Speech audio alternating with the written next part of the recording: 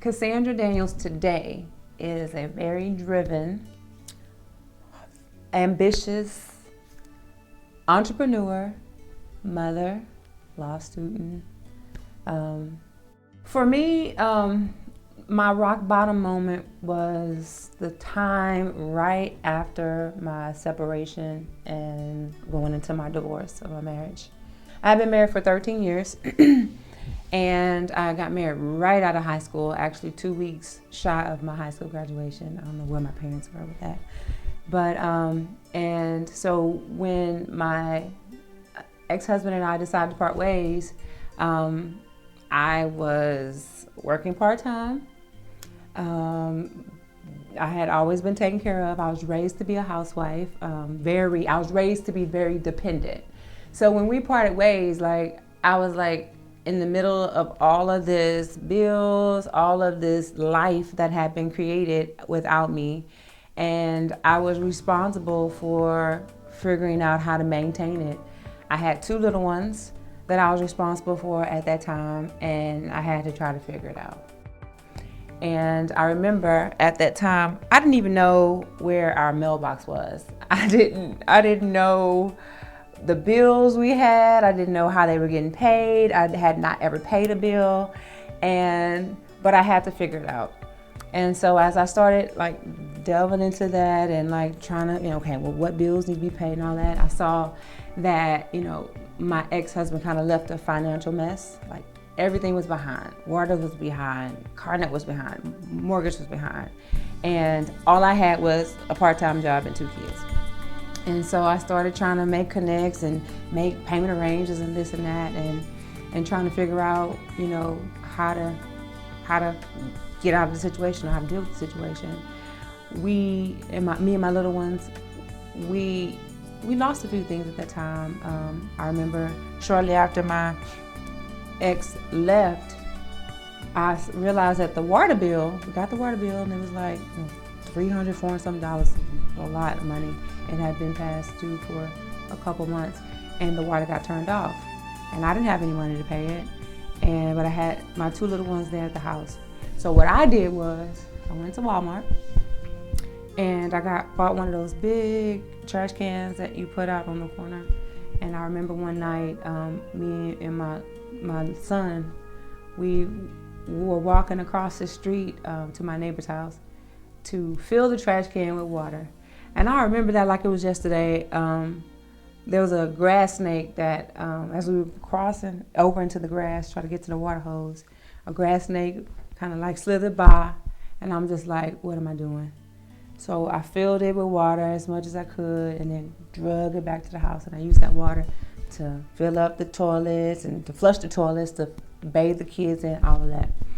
During that time, I ended up having to change jobs, lost that job. I was unemployed, had to move back to my hometown with my mother, put my kids in school down there while I looked for a job. And I had always had plans to go to law school.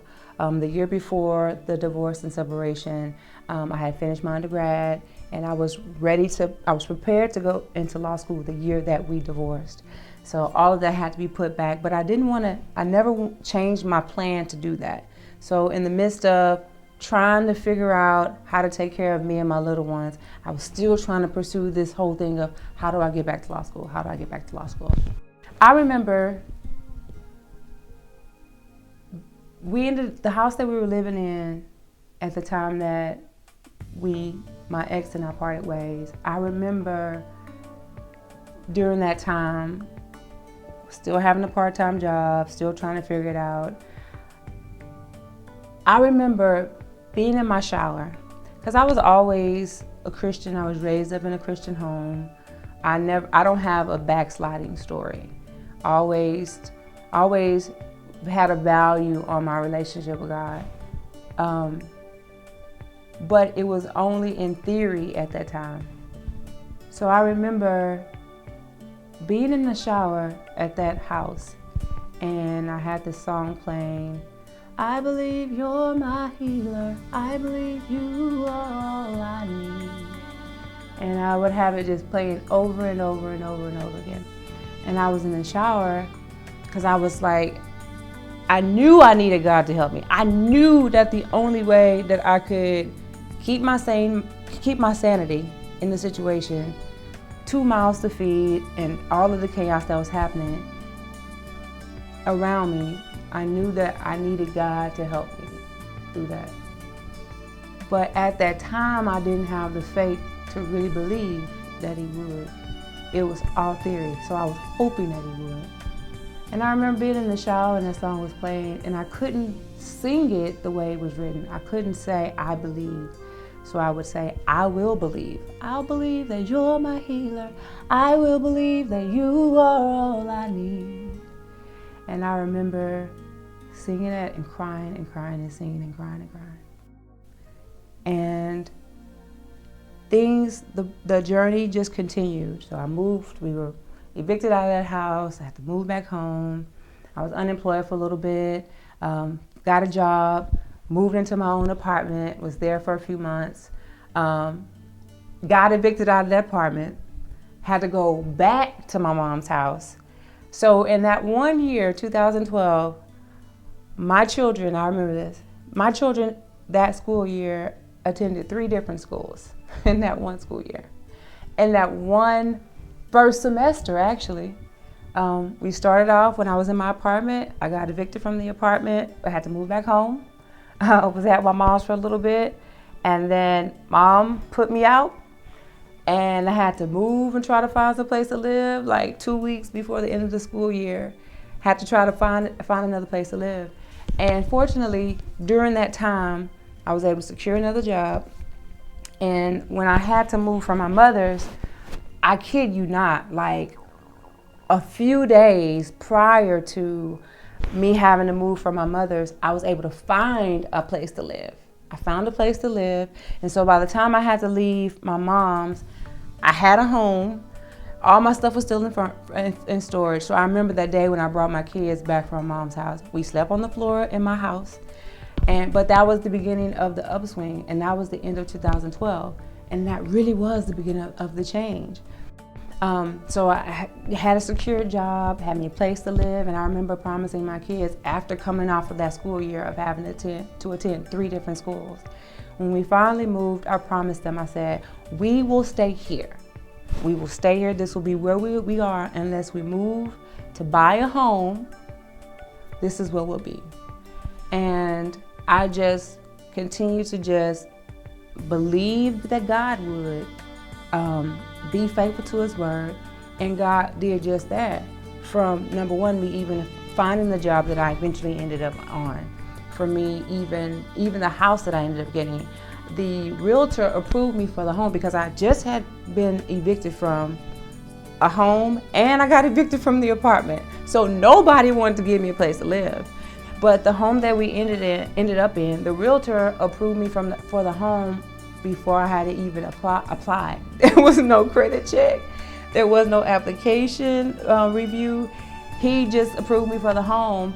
And the realtor, the landlord, the owner of the home was God sent. I mean, there were times when I was staying there in that home where there was like 3 different times I said, look, I need you to give me, my rent's gonna be maybe a week or 2 late. And this man told me literally, he was like, you know what, take it as a Christmas gift. Don't worry about it. Like that happened at least twice he did that for me. My landlord in that house, when you talk about the place of provision, like it was the perfect place of provision. He took care of us. Anything we ever thought we needed, he was there on it. And it was just, I knew that was the place for provision for us. And it was our home. And we stayed there until it was time for us to part ways. And it was, and I knew that our season there was up. And so God has just been consistently taking care of me. There was a point right after when we separated and divorced. So when we separated, we had 1 car, which I was driving. So a few weeks after the separation, actually no, it wasn't a few weeks. It was a couple months after we separated, prior to the divorce. After I had lost my job and I was back living at my mom's, I got the notice from my ex-husband that the company they were going to be repossessing the car, right? So I'm living in my hometown, and at that time I had found a job, and I was driving back and forth from my hometown to Houston, and so he tells me that they're about to repossess the car. So I'm like, okay, well, I have little credit, and the credit that I have is bad. How am I gonna get a car? Like, trying to figure this out. So I have some family members that knew someone who worked at a car dealership, and they referred me to go there. So I went there and tried to apply for this car. I still don't know how I got the car. I really don't. I really don't know how I got approved for the vehicle, but I didn't miss not one day. I was not walking not one day. As soon as they came to pick up the one car, I was approved for the new car. It came with OnStar. It was like perfectly for me. It came with OnStar, which I needed as a single woman now. Like, so if I needed direction somewhere or if something went wrong, I knew I could just hit that button and there was somebody there always. So I knew that was God. So like, there's been little things like that have been faith builders for me, and that have just built me from that day one, from when we parted ways to now. And coming from my background, being raised to be so dependent and not want to know how to take care of herself and all that kind of stuff, like, God is just taking me like step by step by step by step by the hand. And where I couldn't believe him before, I couldn't believe him for the things that I had heard preached in church, he showed me in the little things, as he was providing for me and as he was making a way for me, and my faith started building, he showed me that he is faithful. So after I moved into the home that I promised my kids that we would stay, my place of provision, I had a flashback moment. I was in the shower again, and I had my Pandora playing, and that song came on. I believe you're my healer. Oh my God. It was like I hadn't thought about the journey. I hadn't thought about all that God had led me through. I was just doing, and I was just believing. And it was in that moment when I had a car outside, and I was in a house, and it was in that moment where I realized I was able to look back, and I was able to see, wow, like, I remember when I couldn't believe. I remember when I didn't have enough faith to believe. But the one thing I didn't do, I didn't quit, and I didn't give up, and I didn't feel sorry for myself. I just did. And God was backing me. And he honored my tenacity. He honored the fact that I wouldn't stop, and I wouldn't quit, and I wouldn't give up. And he opened doors for me, and he took care of me. So as a single woman, God is my covering. He is my protector. He is my shield. He is my defense. I sleep every day as a mother of those 2 kids, and I'm the protector. I'm their protector. And we slept every night. We sleep every night without fear. Because I know it's not something I've been taught anymore, but it's something that I know. I know that everything that has been promised, everything that God said he would be, he is that.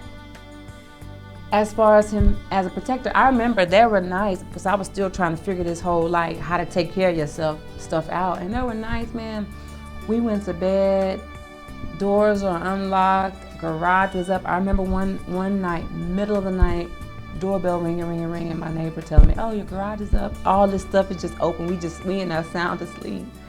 But we no harm ever came to us. And I know that's because God's angels were just dispatched and taking care of us. In my ignorance, he was there. So he's been my husband. He's been my covering. He's been my safety. He's everything I do, everywhere I go, I rely on that. Like for real. I'm not by any means a holy roller. I'm not your traditional Christian. I'm not quoting scriptures and I'm not packing a Bible, but I love God and I'm serious about my relationship with him because I've learned that real talk. I've learned that from life experience. I've seen it firsthand. And I can go on and on and on and on about my journey and the things that I've seen God do for me in these last couple years. And I mean, it's just real. I hadn't really stopped back and like put it all in sequential order, like what has happened. But it's just been so many things that God has done, like so many doors He opened. I lost my job like last year this time. And I never missed a beat. I never missed the beat. Like I traveled. I've traveled to Europe, been to a couple different countries. I've been all over the United States, unemployed. Unemployed. I've been everywhere. And it ain't me. It has not been me. It's been God. Like God is like, that's real. Like He has taken good care of me. He's taken good care of me and my kids. You never know how much strength you have until you're forced in a situation to where you have to be strong. I was raised to be dependent. I was raised to be a housewife. Today, I'm the most independent, strong, tenacious person, and I had no idea that I even had it in me. But my circumstances created an opportunity for those things to be nurtured and manifest. So I would encourage you, if you're at that place where you can't say just yet, I believe, is to not give up. It's to just push yourself because you're stronger than you think. You have more in you than what you know, and you've got to submit to this process. Allow the journey to unfold the way it's supposed to, because everything that's happening is not even about you. It's about what God is trying to allow to happen so that it'll touch everybody else that you're supposed to go into. That's so real. That's what I realized, that everything that God allowed for me to go through, it wasn't even about me. It wasn't about me. It was about what God wanted to happen in my life so that it could affect the other people around me. So don't give up. Just keep doing. Just keep getting up in the morning. Just know that you have the strength inside of you, and just keep doing. And then one day you'll have that moment like I did, and you stop and you realize, oh Lord, my circumstances have changed. Like it happens without you even paying attention. It just happens. You look around like, oh my God, like wow, like I'm not in the same situation as I was before. But that only happens if you don't give up. Gotta tell you this, Straight Talk, Women Talk platform. I don't co-sign a lot of stuff, okay? And I love Porshea, and I ain't co-signing it because I love Porshea. I have got to tell you from my heart of hearts that it's a platform that I support because it's real women speaking authentically, genuinely about life experiences, and it's something that you can identify with. I had the greatest reminder, and I won't even say it like that. God used Miss Blackman, I believe her name was, to minister to me in a right now way. Her story was something that I needed to hear right now, because of where I was headed. And I thank God for even giving me the opportunity to do it, to hear it, and to be forewarned about a path that I was going down. But I support it wholeheartedly because I believe that it's needed right now. We've heard all the messages, we've heard all the sermons, but we need to hear the real. And we need to see it in actual manifestation and operation in real people's lives. Straight Talk, Women Talk, that's what that is. I am Cassandra Daniels. I am independent. I am fearless. I am one of the 333. Meet me January 16th at the Straight Talk, Woman Talk Intensive.